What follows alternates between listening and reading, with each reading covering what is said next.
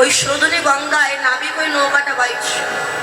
আচ্ছা মা, যদি এখন কেউ শোনে যে মহাপ্রভু অমুক ঘাটে নৌকা নিয়ে দাঁড়িয়ে আছে ভক্তদের পার করার জন্য, বলুন তো এই বাংলাদেশে যত ভক্ত আছে আর কি কেউ থাকবে? কেউ থাকবে না। তখন কে আমার ছেলে, কে আমার মেয়ে, আমার দরকার নেই, যাই প্রভুর নৌকায় উঠে পার হয়ে যায়। এখন যেই না নবদ্বীপের ভক্তরা শুনেছে যে প্রভুর নৌকা নিয়ে দাঁড়িয়ে আছে পার করার জন্য, যে নৌকায় 20 জন উঠলে ভালো হয় সেই নৌকায় বাবা 100 জন উঠেছে। বলুন তো তখন অবস্থাটা কি হবে? এখন নৌকায় এত ভক্ত উঠেছে আর মহাপ্রভু তেমন আস্তে আস্তে নৌকাটা নিয়ে ঠিক মাঝ গঙ্গায় গেছে। মাঝ গঙ্গায় গিয়ে বইটা তো মহাপ্রভুর হাতে। প্রভু চিন্তা করছে এদের সবাইকে দিয়ে একটু হরি বল বলার। আর নৌকাটা মাঝ গঙ্গায় নিয়ে গিয়ে কি করছে বাবা? দোলাচ্ছে। এই নৌকাটা দোলাচ্ছে, ভক্তরা বলছে প্রভু এ কি করছো, এ কি করছো প্রভু, নৌকা ডুবে যাবে। বলে শোনো আমি তো কিছু করছি না, নৌকাটা তোমরা এত ভক্ত দিয়েছো যে নৌকাটা ডুবু ডুবু করছে। কিন্তু নিজেই যে নৌকাটা ডুবাচ্ছে মানে হরি বল বলানোর জন্য। দেখবেন মা, যখন আমরা নৌকায় করে কোথাও যাই, হয়তো মাঝ নদীতে গিয়ে দেখি নৌকাটা ডুবে যাচ্ছে, তখন আমরা কাকে ডাকি মা? কাকে ডাকি? হে গোবিন্দ আমাদের বাঁচাও, রক্ষা করো প্রভু, আর জীবনে আসবো না। এবার যে নৌকাটা পার হয়ে ওপারে চলে যায় তখন কি বলি? ও মাঝিটা ভালো ছিল বলে নৌকাটা পার হতে পারল। ভগবান বলেন ওরে পার হয়ে গেলে সবাই আমার কথা ভুলে যায়। যতক্ষণ বিপদে পড়ে থাকে আমার কথা মনে পড়ে, যেই বিপদ থেকে মুক্তি পেয়ে যায় আমায় সবাই ভুলে যায়। তাই মহাপ্রভু নৌকাটা নিয়ে যখন ডোবাচ্ছে ভক্তরা বলছে হরি বল, হরি বল, হে গোবিন্দ বাঁচাও। হরি বল বলে সবাই চিৎকার করছে। ডুবো ডুবো করে না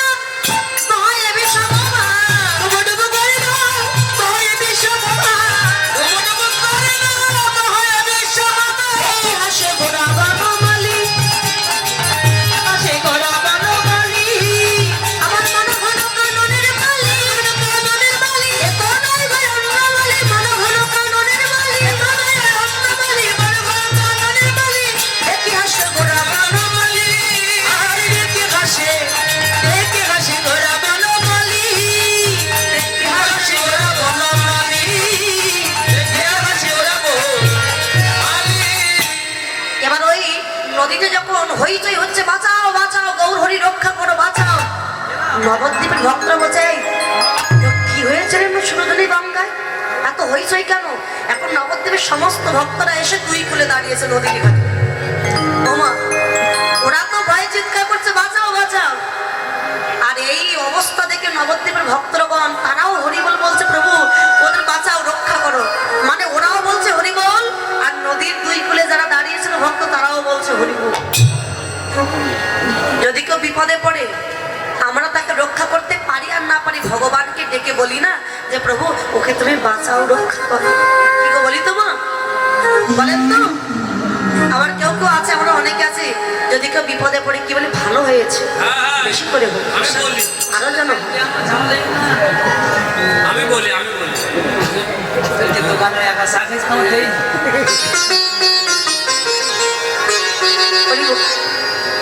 এটা হচ্ছে হিংসা।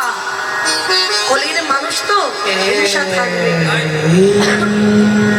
পাশে যদি কারো হঠাৎ করে দোতলা বাড়ি হয়ে যায় তখন আশেপাশে যারা থাকে তারা কি বলে? ওরে এত তাড়াতাড়ি দোতলা বাড়ি হলো কেন? নিশ্চয়ই কোনো ব্যাপার আছে। ওর দোতলা বাড়ি আমারটা কেন ঝুপড়ি? ইয়ে কেন দোতলা হয় না? ওর সুন্দরী বউ আমারটা কেন পেতনি? ওর বড় গাড়ি আমার কেন রিক্সা? তখন একটু রাগ হবে মনে মনে, তাই তো, যে কি করে ওর ক্ষতি হবে। কিন্তু এটা বিশ্বাস করতে হবে আমার কর্মগুণে আমি ফল পাবো। আমি যেমন কর্ম করবো ফল তোমায় ভোগ করতেই হবে। ফল নিজেই বেছে নিয়েছি। যেমন আপনি গেছেন শ্রীপুর বাজারে ফল কিনতে, একটা বস্তা ভর্তি দেখেছি। আঙ্গুর, আপেল, কমলা, নাশপাতি, অনেক ফল দোকানে সাজানো ছিল। আপনি ফলগুলো বেছে বেছে নিয়েছেন নিজের ইচ্ছা মতো, বেছে বস্তা ভর্তি করে বাড়ি এনেছেন। বাড়িতে এনে কেটে খেয়ে দেখছেন ফলগুলো সব টক, একটাও খাওয়া যাচ্ছে না। আবার বস্তা ভর্তি করে দোকানদারের কাছে গিয়ে বসে, এই যে দোকানদার, এই যে তুমি আমায় কি ফল দিয়েছো? দোকানদার বলছে, কেন? না সব ফলগুলো টক হয়েছে, একটাও খাওয়া যাচ্ছে না, কি ফল দিয়েছো?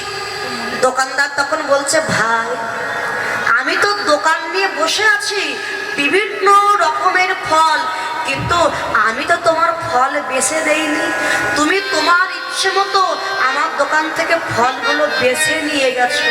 তুমি যদি আমাকে বিশ্বাস করে বলতে পারতে, দোকানদার আমার ফলটা তুমি বেছে দাও, তাহলে সেই ফল যদি টক হতো তার দায়ভার আমি নিতাম, কিন্তু তুমি নিজে বেছে নিয়েছো টক হয়েছে, এর দায় তো আমি নিতে পারবো না। মহাজন বললেন, ভগবান বিশাল একটা ফলের দোকান নিয়ে বসে আছে। কি ফল? কর্মফল।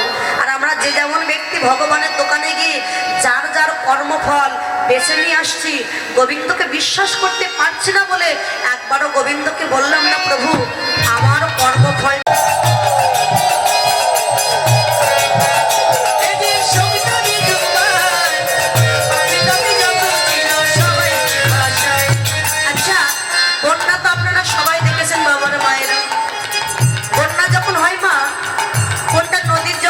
সাগরের জল কোনটা পুকুরের জল এটা কিন্তু চেনা যায়, সব একাকার হয়ে যায়, ঘর বাড়ি ডুবে যায়, মানুষ ডুবে হাবুডুবু খায়, বাঁচাও বাঁচা। কিন্তু এমন বন্যা দেখেছেন মানুষ শুকনা জায়গায় বসে ডুবে যাচ্ছে, হাবুডুবু খাচ্ছে। আমি তো দেখেছি। কোথায়? এইখানে। এই যে হরিনামের বন্যা, ভক্তরা সেই সকাল থেকে এই জায়গায় শুকনা জায়গায় বসে নয়না বন্যার জলে হাবুডুবু খাচ্ছে। এমন বন্যা দেখি নাই, শুকনাতে ডোবায়, পাপি তাপি যত ছিল সবার ভাষা, এমন বন্যা দেখি নাই।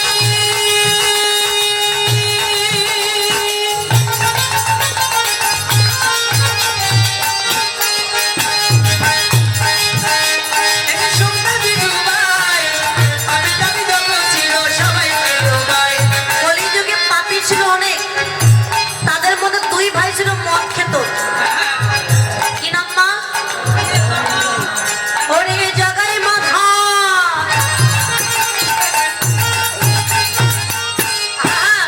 আরে ও জাগাই মাথাই, ওরে জাগাই মাথাই পাপি ছিল, তারা ভেসে গেল রে।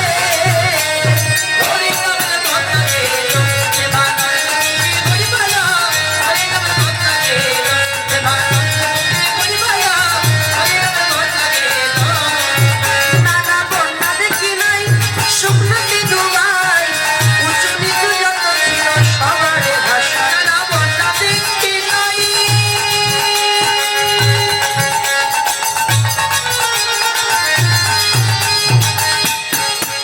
একে শুকনাতে ডুবাই, উঁচু নিচু যত ছিল সবাইকে ডুবাই। দেখুন, এখানে আপনারা এসেছেন বিভিন্ন সম্প্রদায়ের মানুষ আমরা আছি। কেউ ব্রাহ্মণ আছে, কেউ ক্ষত্র, কেউ বৈশ্য, কেউ শূদ্র। তো এখানে যখন আমরা এসে বসেছি, এই যে কীর্তন শ্রবণ করছে, যার যখন ভাব আসছে সে তখন কাঁদছে।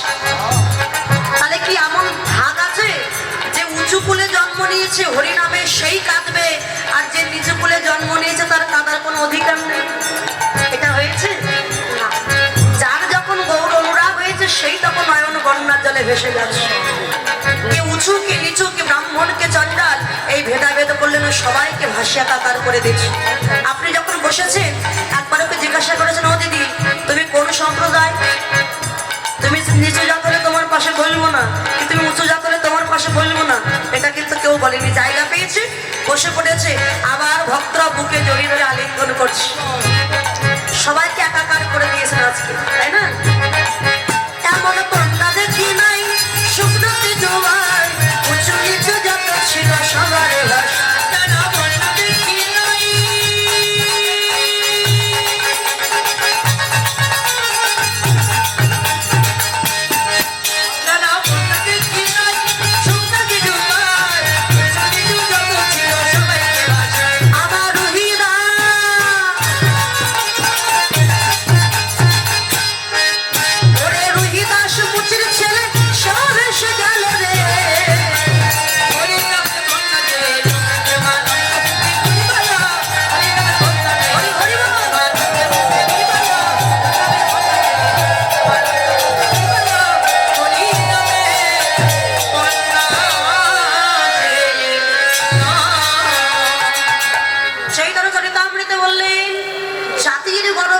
ভগবান পাওয়া যায় না।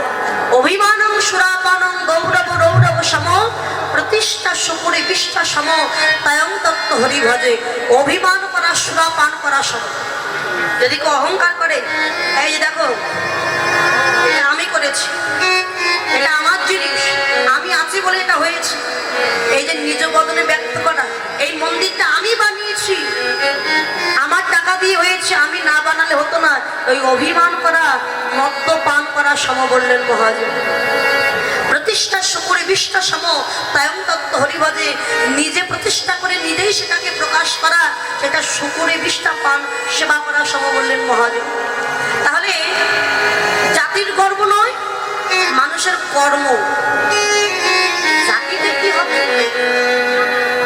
এই যে মা, গ্রামে যদি কোনো একটা ছেলে বিশেষ ক্যাডার হয়, তখন আমরা কি বলি, এ কোন সম্প্রদায়ের ছেলে রে বলি? আমরা কি বলি? আমাদের গ্রামের গর্ব, ছেলেটা বিশেষ ক্যাডার হয়েছে। তাই মানুষের জন্মের বিচার নয়, মানুষের কর্মের বিচার করো। আমি উঁচু কুলে জন্ম নিয়ে এমন একটা কর্ম করলাম যে আমার মৃত্যুর পরে গ্রামের লোক বলছে মরে গেছে না বেঁচে গেছে, এত খারাপ কর্ম জীবনে করেছে। আর আমি এমন একটা কর্ম করলাম নিচু কুলে জন্ম নিয়ে, এমন ভালো কর্ম করলাম, এই গ্রামের লোক আমার মায়ায় পড়ে আমার মৃত্যুর পরে সবাই কাঁদছে আর বলছে লোকটা খুবই ভালো ছিল, লোকটা অকালে চলে গেল, খুব ভালো ছিল। সেই ব্যক্তির জীবন জন্মটাই ধন্য। দেখুন, পদ্ম ফুল প্রস্ফুটিত হয় বদ্ধ জলে, সরোবরে, নোংরা জলে। পদ্মের জন্ম দেখা হয় না কোথায় জন্ম নিল, বরং পদ্ম ফুল কৃষ্ণ সেবায় লেগে যায়। কিন্তু যে গোলাপ ফুল ঘরের ছাদের টপে হয়, কত পরিচর্যা করে প্রস্ফুটিত করতে হয়, দেখতেও খুব সুন্দর। গোলাপ কখনো গোবিন্দ সেবায় লাগে না, লাগে পদ্ম। তাই জন্ম নয়, কর্মের বিচার করি বল। তাই মহাপ্রভুর নামের ধরে শ্রবণ করে সবাই হরিনাম সংকীর্তনে বিভোর। কেউ ঘরে উতরাল ঘন ঘন হরি বল, ঘরে উতরাল ঘন ঘন হরি বল। কেউ ঘরে উতরাল ঘন ঘন হরি বল, ঘরে উতরাল ঘন ঘন হরি বল। দুকুলে নদিয়ার লোক দেখে, দুকুলে নদিয়ার লোক দেখে, দুকুলে নদিয়ার লোক, দুকুলে নদিয়ার লোক দেখে।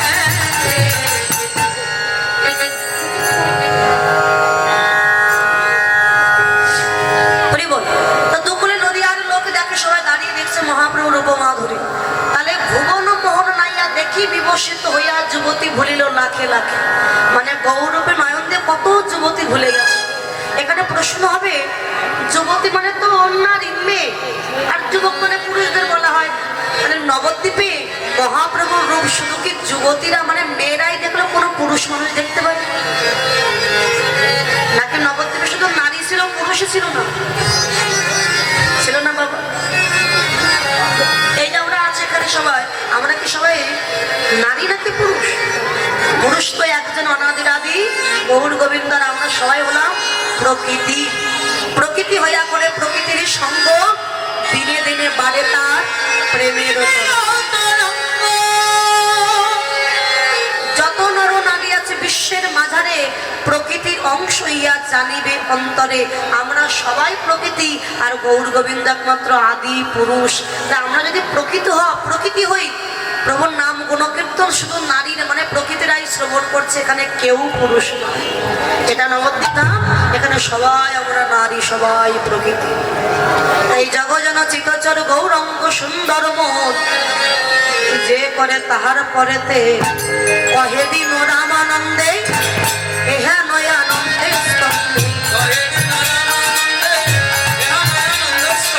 বঞ্চিত হইল মুই এক আহারে, বঞ্চিত হইল মই এক আহারে, বঞ্চিত হইল আহারে, বঞ্চিত হইল।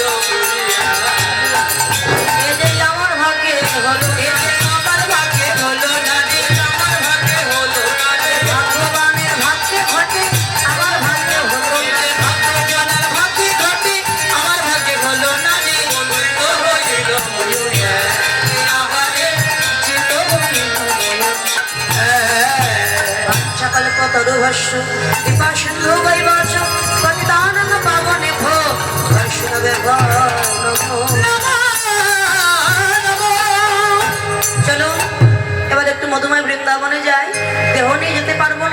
মনটা ভগবানের চরণ নিবেদন করে আত্ম নিবেদন করবো দুটি বাহুর কারণ রাধে রাধে। আর একটু আপনাদের কষ্ট দেবো, সারাদিন আপনারা খুব কষ্ট করছেন, হাত তুলছেন বারবার, আর শীতের সময় হাত তুলতে একটু স্বাভাবিক কষ্ট লাগে, তাই না?